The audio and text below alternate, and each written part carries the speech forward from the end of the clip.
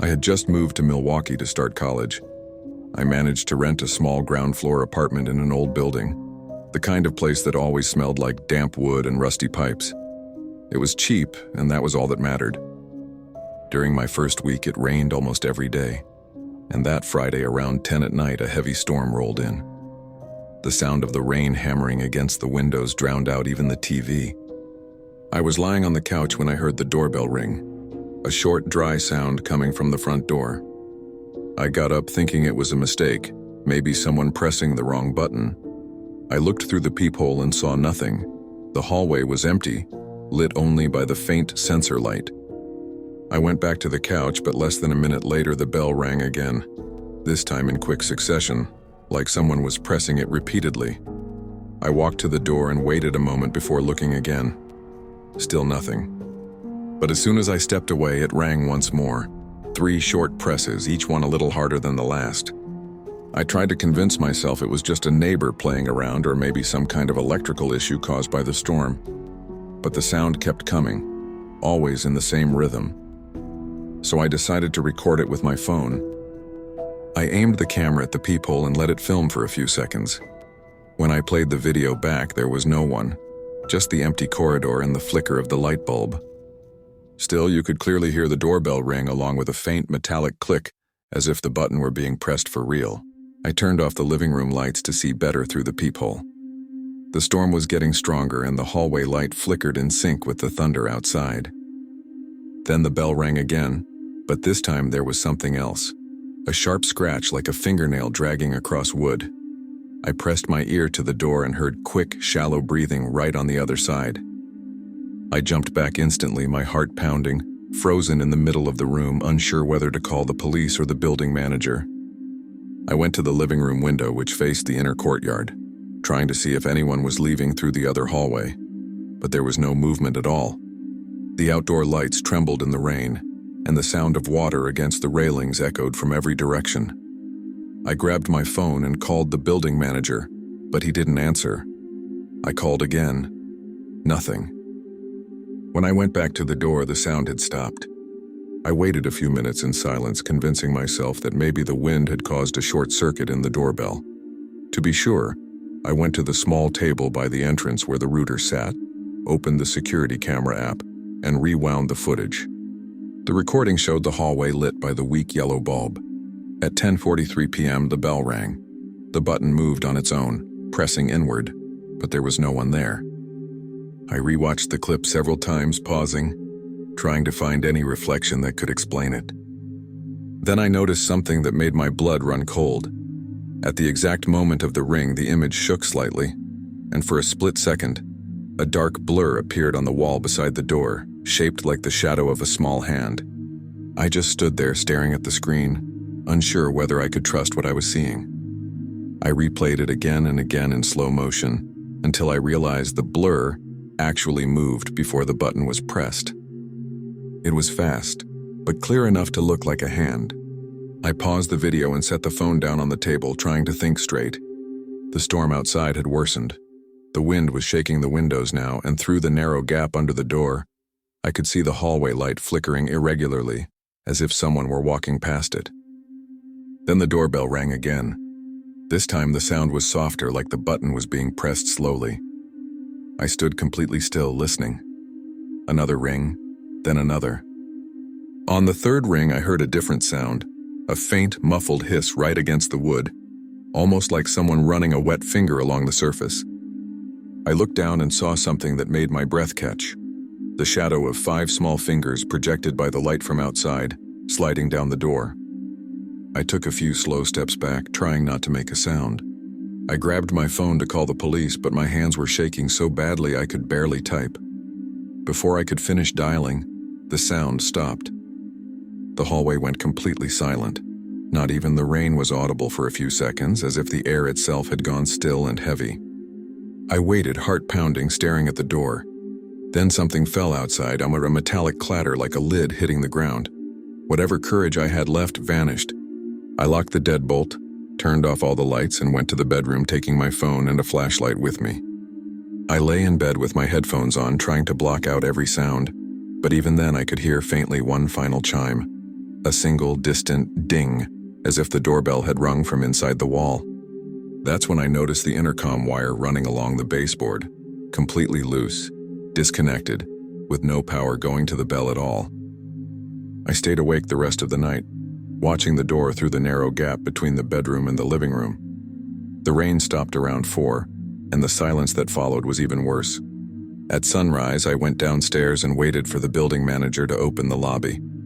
I showed him the video, told him everything, and he looked at me with an expression halfway between concern and disbelief. He said the building's doorbell system was old, but he'd checked the control panel just to be sure. He came back a few minutes later, pale, holding a clipboard. "Your button's disconnected from the panel," he said.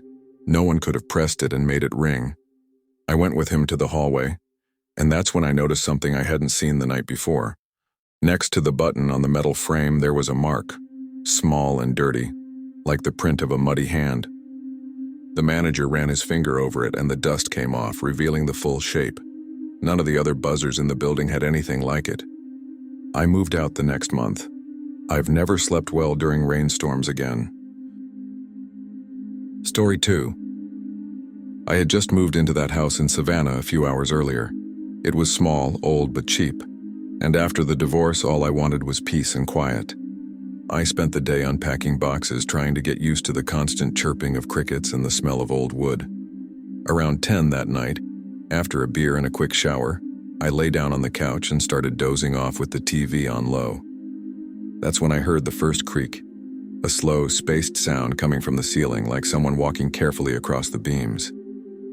I froze, listening. Then it came again. 3 slow steps, a pause, then 2 more. I thought it could be an animal, maybe a possum trapped in the attic. I called the landlord, an older man who lived in another city, and told him what I was hearing. He replied without hesitation, "That's impossible. The attic's been sealed off for years. There's no access up there." The way he said it made me uneasy. Too quick, like he wanted to shut down the conversation. I hung up but stayed sitting on the couch, listening. The noise stopped for a few minutes, and the silence that followed was somehow worse. I decided to go upstairs just to check, even though he'd said there was no way into the attic. I took a flashlight since the bulbs up there were weak and flickering. As soon as I reached the hallway, the floor creaked beneath my feet, the exact same sound I'd heard before, only now coming from underneath me. I waited, heart pounding, but nothing else happened. I went back to the bedroom trying to convince myself it was all in my head, maybe the heat expanding the wood. I turned off the light and stared at the ceiling. The noise came back. This time, more rhythmic, like someone pacing in slow circles right above the bedroom. I tried to ignore it, pulled the pillow over my head, but the sound moved, slowly, toward the stairs. The boards groaned distinctly, one step at a time, closer and closer to the lower floor. My hand shook as I opened the flashlight app on my phone. The staircase was right next to the living room, and I could have sworn the sound was coming from there, like someone descending slowly, dragging their foot. I waited for the next creak, but instead came a loud, sharp crack from the ceiling again, like something had fallen. I ran to the kitchen and grabbed a knife, more out of instinct than logic. The microwave clock read 2:47 a.m. when the lights flickered and the sound stopped. The silence was so heavy I could hear my own heartbeat. I decided to go upstairs again and take a closer look at the ceiling. At the end of the hallway, there was a square wooden attic hatch. I grabbed a chair and climbed up. When I got close, I felt a cold draft coming through the gap, and a strong smell of mold mixed with something sweet, almost sour. I touched the edge of the panel and realized one side was loose, as if someone had pushed it from the inside. I stepped down and just stood there, staring at the opening. The flashlight on my phone was flickering, and the trembling of my hand made the shadow on the ceiling shake. I thought about pushing the hatch open, but fear won over curiosity. I went back to the bedroom, locked the door, and shoved a dresser against it just in case. I lay down with the knife still in my hand, listening. Around 3 a.m., the sound came back, only now it wasn't coming from the ceiling, but from something crawling in the crawl space above the staircase. A muffled, heavy shuffling, like someone dragging themselves across the floor. With every movement, the ceiling creaked and small bits of dust fell. I could hear breathing, slow, uneven. I tried to call the police, but the signal was too weak. When I finally got through, I explained what was happening and begged them to send a unit. While I was on the call, I heard one final loud crack, followed by total silence. Then the attic hatch slammed shut, hard. The police arrived about 20 minutes later, long enough for me to think of 1,000 explanations, all of them bad. I stood on the porch waiting, my heart pounding in my throat, the flashlight still on in my hand. When the officers arrived, I told them what I'd heard. They went upstairs and pointed their lights toward the ceiling. One of them pulled down the folding ladder and pushed open the attic hatch.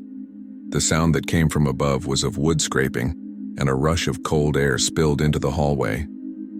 The first officer climbed up, shining his light into the space. I saw his expression change immediately. He told me to stay where I was, but I could see enough through the opening. One of the floorboards had been removed, and beside it were a water bottle, a torn bag of bread, and bits of food still damp. In the corner, a dirty blanket and a flashlight with no batteries. The smell, mold and sweat, was overwhelming. The second officer climbed up and stayed silent for a while before saying there was no one up there, only signs that someone had been living hidden for some time. They took photos, wrote everything down, and promised to investigate. But when the landlord arrived the next day, he seemed more annoyed than surprised.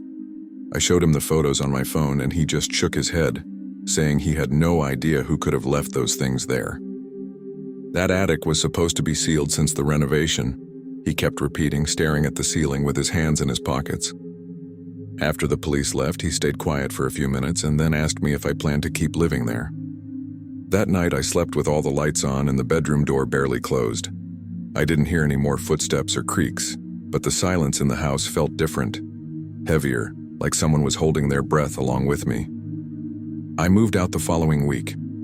A few days later, one of the officers called to tell me that during their final inspection, they'd found a newly sealed hole in the attic's side wall, large enough for a person to squeeze through.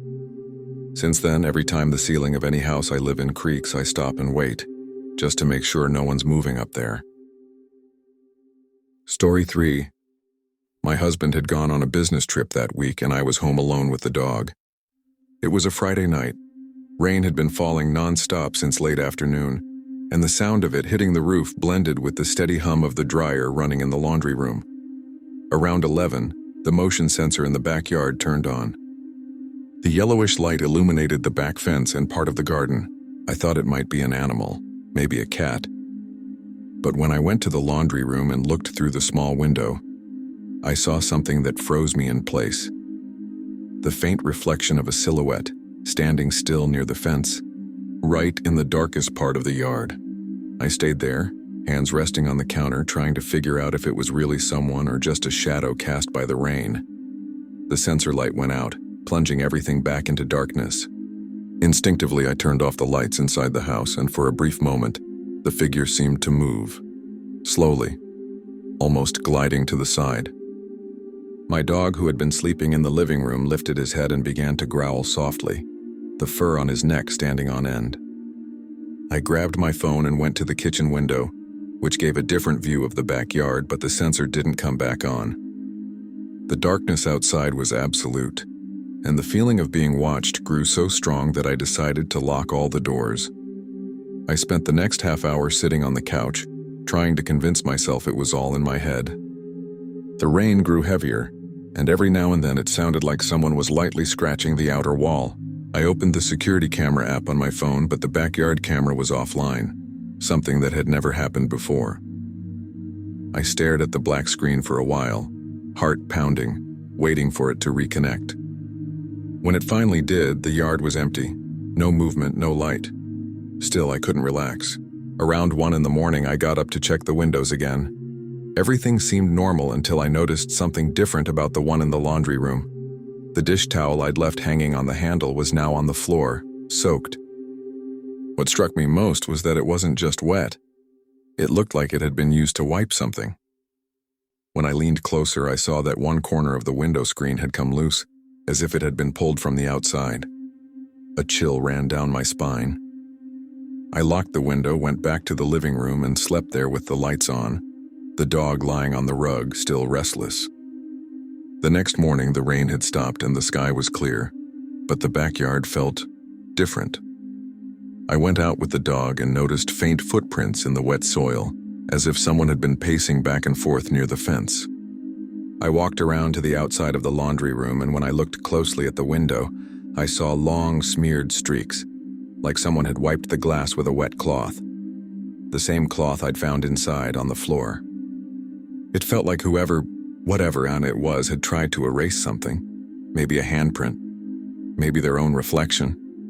When my husband got back, I showed him the photos and told him everything. He tried to calm me down, saying it was probably just a nosy neighbor or some teenager playing a prank. But that night, the backyard sensor turned on again by itself for just a few seconds, and then went dark. Since then, I can't walk past the laundry room without glancing at the window. Sometimes I swear I catch a glimpse of a faint reflection, something that shifts only when I stand perfectly still. I've thought about changing the sensor, or even putting up curtains, but deep down I don't think the sensor is what's broken. Story 4. I had moved into that small apartment complex in Newark a little over 2 weeks earlier. After the divorce, all I wanted was a quiet place where I could start over. The apartment was simple. Second floor of a 3-story building with only a few neighbors and a front desk that operated during the day. At night, there was only the overnight doorman, an older, quiet man I rarely saw. That night, I was on the couch watching a movie to help me fall asleep when the intercom suddenly rang. The sound echoed through the silent apartment, and my heart jumped. I looked at the clock. 2:45 a.m. I hesitated for a moment before answering, thinking it might be a mistake. When I pressed the button, a calm male voice asked, "Are you still awake?" The way he said it froze me to my core. It wasn't the doorman, it wasn't anyone I knew. "Who's speaking?" I asked, trying to sound firm. For a few seconds there was only static. Then the same voice, quieter this time, said, "I saw the light in your living room." I pressed the button to end the call, but the sound didn't stop, as if the intercom had jammed. I kept pressing it over and over, trying to cut the connection, but the line wouldn't go dead. All I could hear was slow rhythmic breathing, close enough to sound like it was coming from the other side of my door. I went to the living room window, which overlooked the building's entrance, and looked down. The lobby was empty, lit only by the dim yellow lights from the reception area.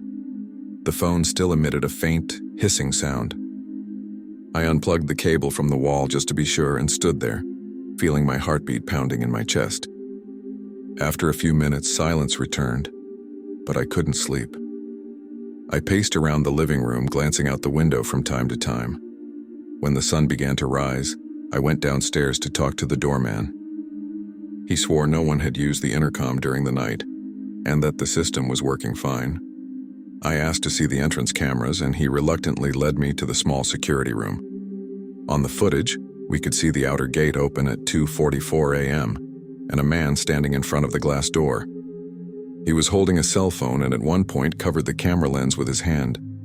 When he pulled it away, something reflected in the glass behind him. Another figure standing in the dark, right next to the gate. I asked him to pause the video and zoom in, but the quality was poor, grainy. Still, we could clearly see two silhouettes. The man who covered the camera and another one, motionless, just behind him near the gate. The doorman frowned and said, "That's strange. The motion sensor only detected one person." I asked if anyone had entered or exited at that time, but there was no record in the system. The gate had opened and closed on its own. He seemed nervous, trying to blame it on a technical glitch, but I noticed how he avoided looking directly at the screen. I went back to my apartment feeling like I was being watched.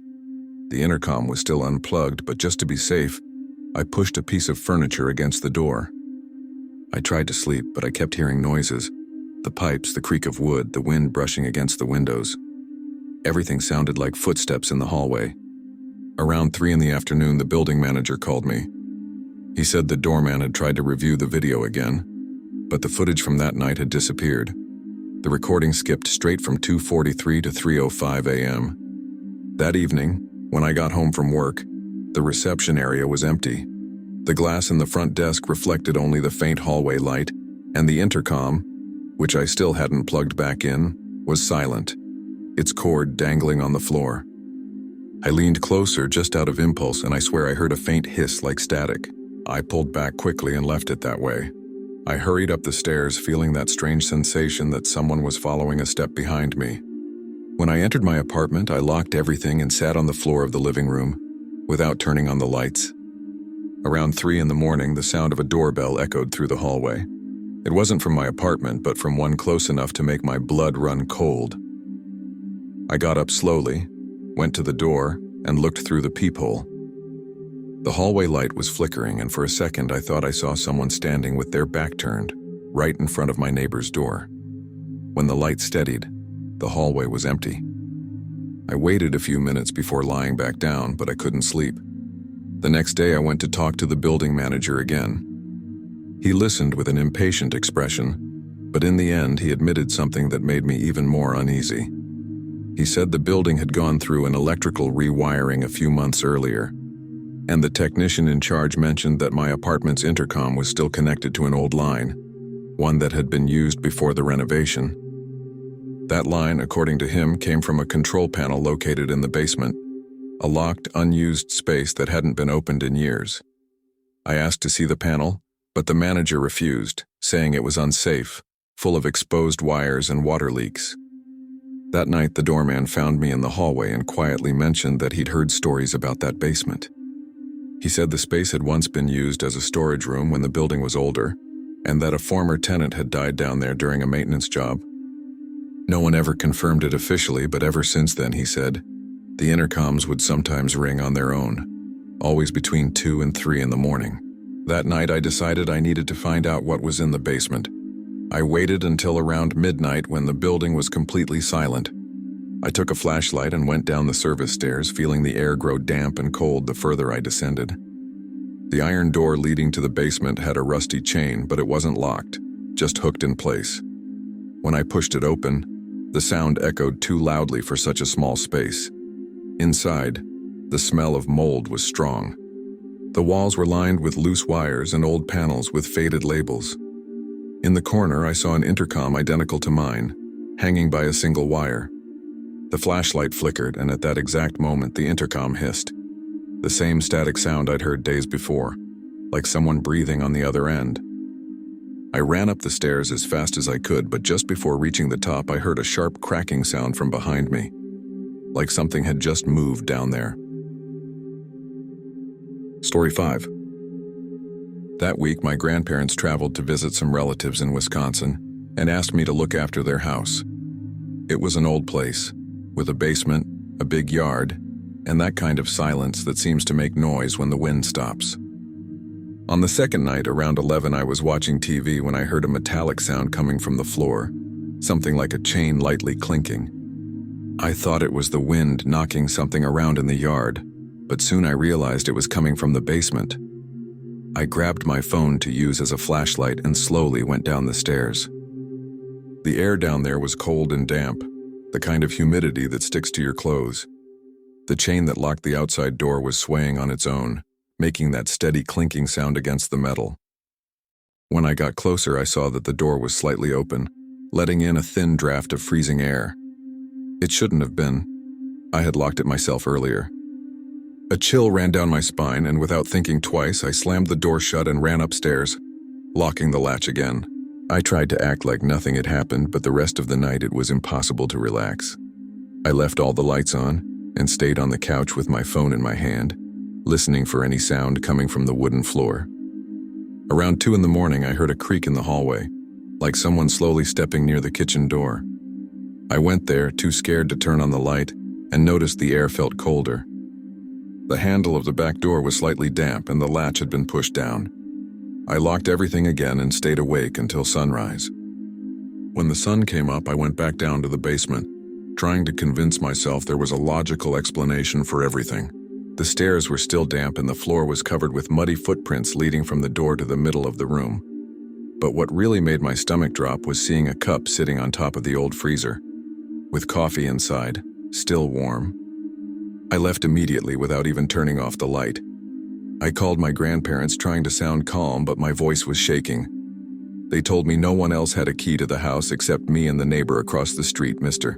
Howard, an 80-year-old man who barely ever left his home. Still, I asked him to take a look through the window later, just to make sure everything was fine. When I got back later that afternoon, the house was quiet again. The smell of coffee still lingered in the air as if it had just been made. I checked every room, every door, every window. Everything was locked exactly how I'd left it, but the chain on the basement door was stretched in a strange way, as if someone had tried to pull it from the inside. I called a friend to stay over that night, but he thought I was overreacting, at least until around 11 we both heard it. The same metallic sound again, repeating the same slow rhythm, coming from down below.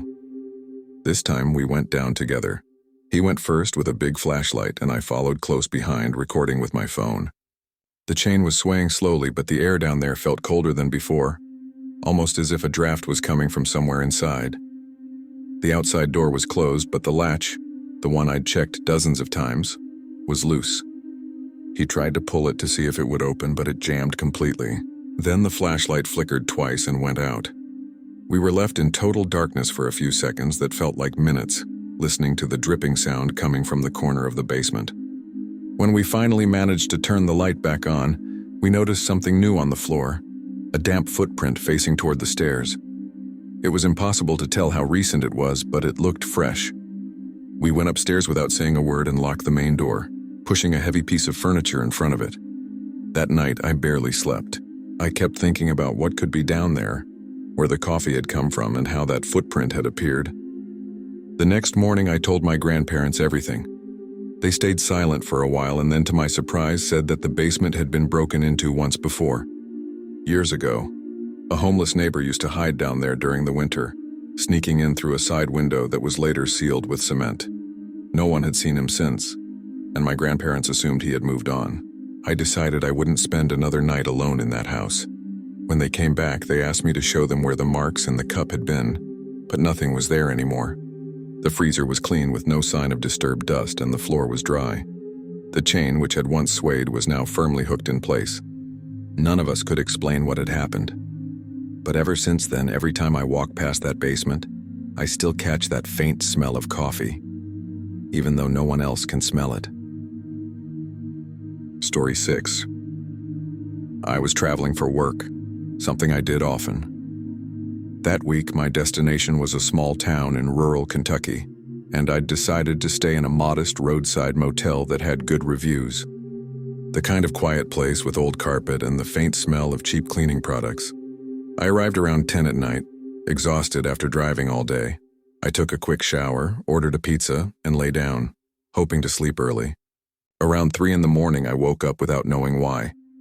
The room was dark, but the hum of the air conditioner filled the silence. Then I heard slow footsteps in the hallway, dragging softly across the carpet. It sounded like someone walking unhurriedly, stopping at each door. I thought it was another guest coming back from the bar, but then came the sound of a light knock on my door. 3 soft, spaced-out taps. I sat up and listened, trying to tell if it was coming from the next room. After a few seconds, the knocking repeated, a bit louder this time. I got up and walked carefully to the door, trying not to make any noise. When I looked through the peephole, I saw a man standing with his back to me wearing a dark suit. The strange thing was that he wasn't moving at all, as if waiting for me to open. I kept watching, and suddenly he began to turn his head, slowly, until his face was almost aligned with the peephole. I can't explain why, but I felt a crushing pressure in my chest, this overwhelming sense that he knew I was watching. I stepped back, my heart racing, and waited. After a few moments, the footsteps returned, this time moving toward the end of the hallway. I should have called the front desk, but I froze. I only dared to look again when everything was silent. The hallway was empty. I lay back down but couldn't sleep. I kept wondering if I'd dreamed the whole thing or if someone had really knocked on my door. By 5 a.m., I was already dressed, ready to head down for breakfast before sunrise. When I reached the reception, the clerk, an older man, probably in his 60s, looked surprised to see me up so early. I told him what happened, awkwardly, trying to sound rational. He frowned and said it wasn't possible for anyone to be walking the halls, since most floors were locked off for maintenance. Only my floor was open, and even then, no one else had checked in that night. I asked to see the cameras just to be sure I wasn't losing my mind. He agreed, maybe out of curiosity, and pulled up the hallway footage. My room appeared clearly on the screen, and we could see the exact moment I approached the door. But there was no one standing outside, no man, no movement. Still, for a split second, a shadow passed along the wall, as if something had blocked the light, and then vanished. The clerk paused the video, looked at me, and said quietly, "That's not supposed to be there." I went back to my room later that morning only to grab my things and leave. I still felt that cold knot in my stomach, like something had been left unresolved. Before walking out, I stood for a few seconds staring down the hallway, trying to understand how that shadow could have appeared without anyone there. The air felt still, and I swear the carpet seemed damp, as if someone had just walked by. Back in the car, already on the road, I tried to rationalize it. Maybe it was a trick of the light, interference in the footage, or a half-dream mixed with the hum of the AC. But deep down, I knew I'd heard those knocks, and that someone or something had been on the other side of that door. Since that night, I've never been able to sleep in a roadside motel again without leaving the bathroom light on and a chair pressed against the door. Story 7. It was our third night on the road. My wife and I had parked the trailer at a rest stop deep in the Colorado countryside, surrounded only by pine trees and the distant sound of the wind. It was almost midnight when the gentle rocking of the trailer woke me up. At first, I thought it was just the strong wind hitting against it, but the movement was different, rhythmic, almost as if someone were calmly pushing the vehicle. I sat up in bed and listened. The soft rain tapping on the roof made the inside feel even quieter. I got up carefully, not wanting to wake my wife, and pulled the curtain open just a crack.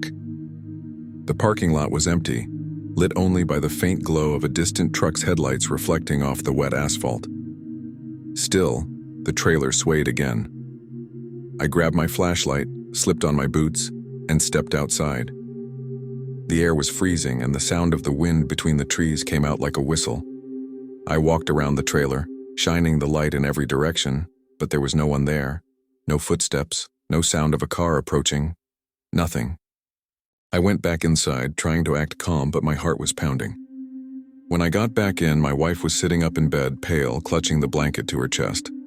Before I could say anything, she asked if I had touched the door. I told her no. I hadn't even gone near it. She said that while I was outside, the doorknob had turned slowly, twice, as if someone had tried to open it. At that moment, I thought maybe she was panicking, but the look on her face, it was pure fear. I shut the door, locked the latch, and pulled the curtain closed. We sat there in silence, listening to the rain on the roof and the distant hum of a truck passing by. Nothing else happened, but neither of us slept much that night. When morning came, I went outside to check the area. That's when I saw the footprints, bare footprints deep in the mud leading straight to the trailer door. And what froze me was realizing that the finger impressions on the sides of the aluminum were much higher than a normal person could reach. I stood there for a while trying to find a logical explanation. Maybe someone had climbed onto something, I thought. But the ground around was smooth, no signs of support, and the footprints ended abruptly a few meters before the trees. No return tracks, no sign of anyone leaving. I tried to laugh it off to ease the tension, but my wife just stared at me without saying a word. She was holding her phone, her hands trembling, and I realized she didn't even have the courage to take a picture. We went back inside and started packing up to leave. The silence in the trailer was so heavy that even the sound of the zipper on the suitcase felt too loud. When I shut the window, I noticed thin scratch marks along the aluminum frame right next to the doorknob. They weren't deep, but long and uneven, like someone had dragged their nails there. On the road miles away, my wife asked if I thought it could have been an animal. I wanted to say yes, that it must have been. But the shape of those prints left no doubt. Whatever had been there had fingers. We drove on in silence without turning on the radio, just the sound of the engine filling the air. Every time we rounded a curve or passed another rest stop, I checked the rear-view mirror, half expecting to see someone standing by the side of the road. Hours later, when we finally stopped at a gas station, I decided to review the trailer's security camera footage. It recorded on a loop. The first few hours showed nothing but the dark interior and us sleeping. But at 2:47 a.m., something caught my eye. The door moved slightly and a shadow flickered across the curtain for just a second. I replayed that part over and over. The silhouette was tall, unnaturally tall, and it moved slowly as if it were bending down to look through the window. At one point, it looked like a hand pressed against the glass, blocking part of the light from the street. Then the video glitched, cutting out abruptly, only to resume when I stepped outside to check. The realization hit me like ice. While I was out there searching the dark, that thing had been right there watching us from the other side. I never figured out how the footprints vanished like that, but since that night, we've never slept at a rest stop again. Story 8. That night I was exhausted. I had just put my son to bed, it was past 10, and all I wanted was to sit on the couch for a few minutes in silence. I live in a one-story house in a quiet neighborhood in Boise, the kind of place where everyone knows each other. Kids still play in the streets and neighbors trade cake for tools. So when the landline rang, I wasn't expecting anything but a wrong number, or maybe some late telemarketing call. I got up, slightly annoyed, walked to the phone in the kitchen and answered. On the other end, a calm male voice said, "Check your back window." He didn't shout, didn't sound nervous, just too calm. For a second, I thought it was some sick joke, but the way he said it made my blood run cold. It wasn't the tone of someone playing a prank. It was the tone of someone who truly wanted me to look. My first instinct was to check the baby monitor in my son's room. The camera showed him turning to his side, sleeping peacefully. I held the phone without saying a word and slowly walked toward the back window, the one facing the yard. I had left the living room light on so I could see the reflection on the glass before I got close. And that's what made me stop mid-step. For an instant, I swear I thought I was seeing my own reflection until I realized the silhouette in the glass wasn't moving when I did. Someone was outside, standing still, watching. The living room light illuminated just enough to outline the head and shoulders, but the face was completely blacked out. I stepped back, and the phone slipped from my hand, hitting the table with a dull thud. My heart was pounding. I picked the phone up off the floor and brought it to my ear. The line was still open, but now there was only static, a faint sound like someone breathing close to the receiver. I hung up immediately and ran to check every door. They were all locked. The soft rain on the roof made everything feel even more suffocating, and there was a ringing in my ears, probably from adrenaline. I tried to convince myself it could have been a confused neighbor, maybe someone at the wrong address. I grabbed my cell phone to call the police, but before I could dial, it buzzed with a notification. New contact added, unknown number. I opened my contact list and there it was. The same number that had just called me. I never added it. It was saved under the name, "Check your window." In that moment, it felt like the air left the room. I deleted the contact right away and turned off the Wi-Fi, the cell phone, and the landline. Everything. But the feeling of being watched only grew worse. I grabbed a kitchen knife, ridiculous maybe, but it was the only thing that made me feel less helpless, and went to my son's room. I closed the door quietly behind me. He was sleeping soundly, completely unaware, and the steady sound of rain helped mask my pounding heartbeat. I sat beside the bed listening carefully. Nothing until suddenly I heard a metallic click coming from the kitchen. It sounded like the window latch moving. I swallowed hard, got up as quietly as I could and pressed my ear against the door. There was a faint creak, barely audible, like someone stepping on the one floorboard I knew made noise. For a few seconds I froze, trying to decide if it was the wind, the house settling, or footsteps. I dialed 911, but the signal was weak. The call wouldn't go through. Then I heard something else, a sharp tap on the window, followed by a faint scraping sound as if someone were running their fingers across the glass. I took a deep breath and opened the door just enough to look down the hallway. The living room light was still on, and at first glance everything looked normal. I walked slowly, holding the phone in one hand and the knife in the other. When I reached the kitchen, the silence was suffocating. The digital clock blinked 2:47, the same time the call had come in. I stood in front of the back window and noticed something that made my blood run cold. The dish towel I had left hanging on the oven handle was now on the floor, soaked with water. I took another step and felt a chill coming from the window. The latch was really loose. I crouched to take a closer look and saw finger marks on the outside of the glass. 4 long fingers, smeared with something dark, maybe mud or grease. I closed the window as fast as I could and ran to the bedroom, locking the door behind me. My son was still asleep, but I stayed awake until sunrise, sitting on the floor clutching my phone and the knife.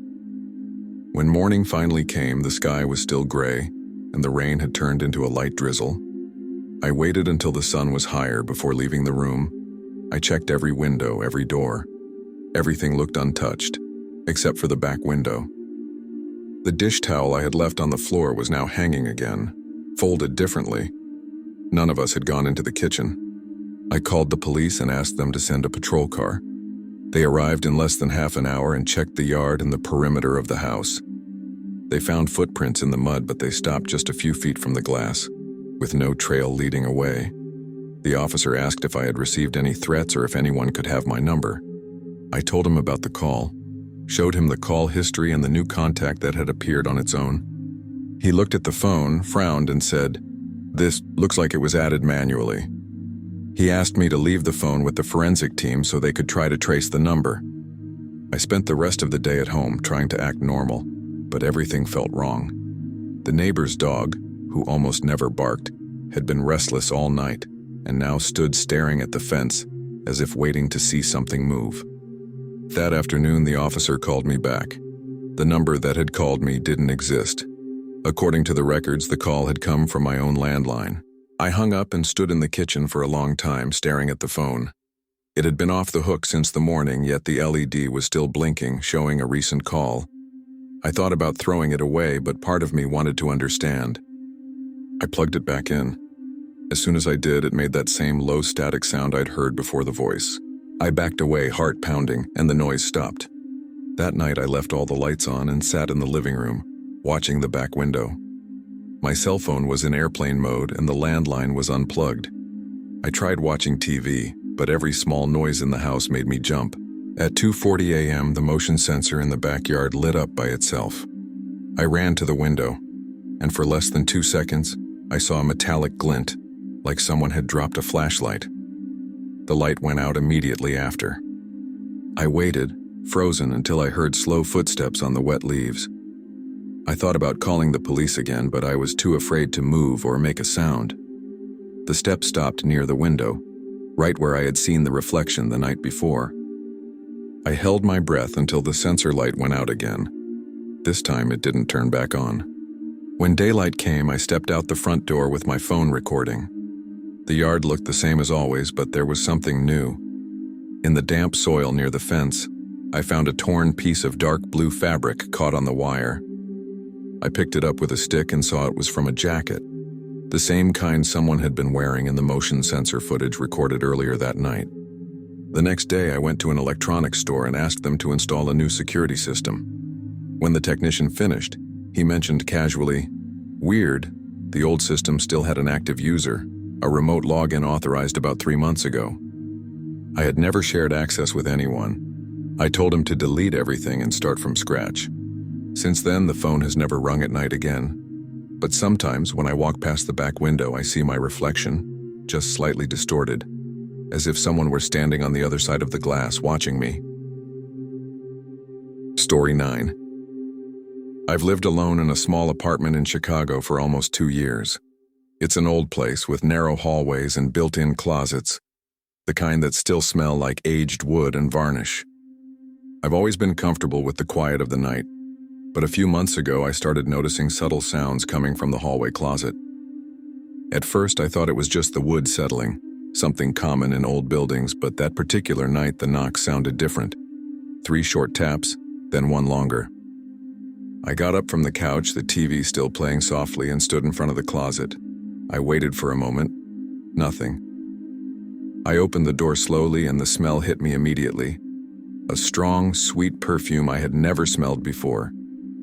There was nothing inside except my coats and a toolbox on the floor. I closed it quickly, laughing nervously at myself. I went back to the couch, but the sound returned exactly the same. 3 quick knocks, 1 long. This time it seemed to come from inside, like someone was gently tapping their fist against the wood, waiting for me to respond. I grabbed my phone and started recording, trying to capture the sound. I stood a few steps away from the closet, the hallway light still on. I waited about 2 minutes and nothing happened. When I stopped recording, I heard a metallic clink inside, like a hanger hitting the door. I opened it again, my heart racing, and the perfume smell was even stronger.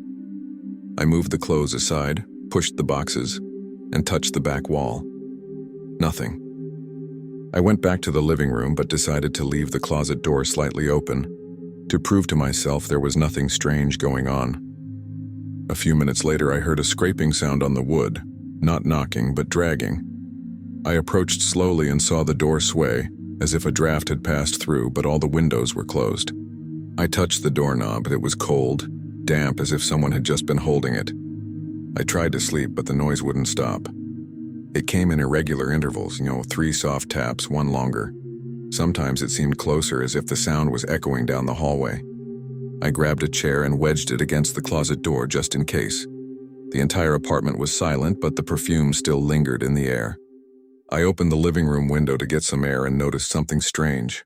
The smell was coming from inside, not outside. When the sun finally began to rise, I managed to doze off for a bit. I woke up to my phone vibrating on the couch.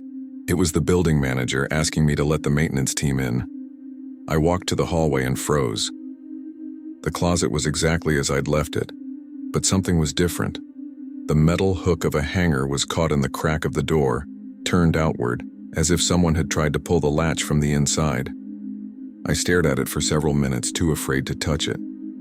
Later, I called the janitor to take a look. He glanced at it quickly, assuming it was just a draft or something. I insisted the hanger hadn't been like that before, but he just shrugged and said maybe I'd closed the door with some clothing stuck in it. I tried to laugh, but inside I knew better. I use that closet every day. I would never leave something like that caught in the door. Even after he left, the smell of perfume remained, faint but constant, coming from the same spot in the hallway. That night, I dragged the couch into the living room and slept facing the hallway door. I left all the lights on and my phone recording audio. Hours went by, and around 3:20-something I heard it again. 3 short knocks, one long. I jumped off the couch, ran to the closet, and yanked the door open. Nothing. The smell was unbearable now, sweet and nauseating. I grabbed the toolbox, emptied it, and hit the back of the closet with it. It sounded hollow. Behind the wood, there was space. The idea that there might be a void back there sent me into a panic. I pressed my ear against the wood, and for a few seconds I swear I heard something like muffled breathing. Or maybe it was just the sound of my own blood rushing through my ears. I stepped back, trying to think clearly. I considered calling someone, but what kind of explanation could I give? My closet is knocking by itself? I shut the door and sat on the kitchen floor, phone in hand. The audio I'd been recording was still playing, and when I put my headphones on, I could hear the knocks clearly. But there was another sound, a low whisper, a voice that seemed to say something like, "Open." I froze. I went back to the hallway and noticed something I hadn't seen before. The floor in front of the closet was slightly scratched, as if the wood had been dragged from the inside out. I called the police, trying to sound calm, and asked them to send someone, saying I thought there might be someone hiding in the building. They came, checked everything, knocked on the walls, and said there was no passage behind the closet. They also said the smell probably came from some old chemical that had soaked into the wood. After the police left, the apartment fell into that strange kind of silence, the kind that makes you hear your own heartbeat. I locked the closet and covered the doorknob with tape just to see if anyone would touch it. I went to bed late, leaving the hallway light on. Around 4 in the morning, the creak of the wood woke me up. I lay still, listening. The knocks started again, slow, spaced out. 3 short, 1 long, just like the first times. I got up, shaking, and looked down the hallway. The tape was torn, dangling, and the closet door was slightly open. The smell of perfume was almost unbearable. I grabbed my phone and started recording from a distance. When I zoomed in, I saw something caught in the crack, a fold of fabric, like a dark sleeve. I ran to the front door, left the apartment, and waited in the hallway until sunrise. The next day, I asked to move to a different unit. Since then, I've avoided narrow hallways and can't stand any sweet perfume. I never wanted to know what was behind that wall, and sometimes when I close my eyes at night, I still hear that same rhythmic sound. 3 short knocks, 1 long, echoing inside my head. Story 10. It was a little after 2 in the morning when I left the company parking lot. I worked the night shift at a distribution center in Seattle, and it was one of my first days driving home alone after the schedule change. The city was almost deserted, that damp kind of silence that only exists after a long drizzle. Right after turning onto the main avenue, I noticed a car behind me. Low beams, steady distance. I didn't think much of it. Late night traffic can have coincidences like that. But with every turn I made, it turned too. When I went down a smaller street, the car kept the same pace as if it were copying me. If I slowed down, it slowed down. When I sped up, it matched me. That uneasy feeling began to rise in my stomach, the kind that tells you something is very wrong. I tried to rationalize. Maybe it was a neighbor, someone heading the same way. But in the rearview mirror, I could see its windows were tinted, and the headlights seemed slightly angled, as if the driver was deliberately trying not to blind me. I took a different route, a shortcut I never used, a series of residential streets with speed bumps and sharp turns. The car stayed behind me, keeping the exact same distance. I kept telling myself I was imagining things, but the sweat on my hands said otherwise. When I got close to my street, I hesitated. I thought about driving past it and circling the neighborhood again, but the fear of being out there alone made me follow my usual route. I turned left and pulled into my driveway, pressing the remote for the garage door with the kind of urgency that only comes when you just want the metal to close behind you. The car stopped on the street, just a few meters away, engine still running. I stared at it through the rearview mirror, chest rising and falling. No movement, no lights. The hum of the engine continued, steady, patient, like the driver was waiting for something. When the garage door finally shut all the way, the car turned off its headlights. The street went completely dark. I stayed inside my car for a few minutes, frozen, watching through the small gap between the garage door and the ground. I could still see the faint reflection of the headlights, but the car was still there. I grabbed my phone and opened the security camera app. The image showed the front of the house, slightly distorted by the moisture on the lens. The car was parked across the street, perfectly aligned with the driveway entrance. No visible plate, just a vague outline in the dark. I left my engine running, too afraid to get out. After a few minutes, the other car began to move slowly, like it was about to reverse, but it didn't leave. It just rolled back a few feet, stopped again, and the lights went completely out. The engine was still running. I could hear the low rumble even from inside the garage. The silence that followed between the sounds was almost worse, like whoever was out there was waiting for me to make a move. After about 10 minutes that felt like an hour, I finally gathered the courage to get out of my car. I walked to the door leading into the house, glancing over my shoulder the entire time. The other car's engine was still running, steady and muffled by the light rain that had started falling again. I closed the door, locked it from the inside, and went straight to the camera monitor in the hallway. The footage was still recording. I could see the car, motionless, lights off, its windshield reflecting only the faint glow of the street lamps. Streetlights. That's when I noticed a detail that made my blood run cold. There was a silhouette behind the steering wheel, perfectly still. I couldn't see a face, but it was clear that someone was there, staring directly at the camera. I zoomed in, and that's when the screen flickered slightly. I thought it was just a glitch, but the recording froze. At the exact moment, the figure tilted their head a little, as if they realized I was watching. I tried restarting the system, but the feed wouldn't come back. The video was stuck. The car still there, headlights off. That dark shape sitting motionless behind the wheel. I ran to the living room window from where I could see part of the street. Complete darkness. No car, no lights. I stood there for a while, trying to make sense of what I had just seen. When I went back to the monitor, the recording suddenly unfroze on its own. Now it showed the street completely empty. But every time I replayed it, the file stopped at the same exact frame, the moment the silhouette lifted its head. The next day, I reviewed the DVR footage. The system showed a read error precisely between 2:13 and 2:17 a.m., the exact time it all happened. I went down to the garage, still feeling that prickling sense of being watched. Outside, I found fresh tire marks on the asphalt leading up to the gate, but none going back. Since then, every time I get home from work at night, I sit in my car for a few seconds watching the reflection of the street in the rearview mirror. Sometimes I swear I can still see headlights behind me, waiting to fade the moment I turn my head. Thank you for staying until the end of this video. It's amazing to have you here accompanying me until the end of the stories. If you liked it, leave your comment telling what was the story that moved you the most. And if you are not yet registered, sign up so you don't miss the next ones. Until next night of scary stories.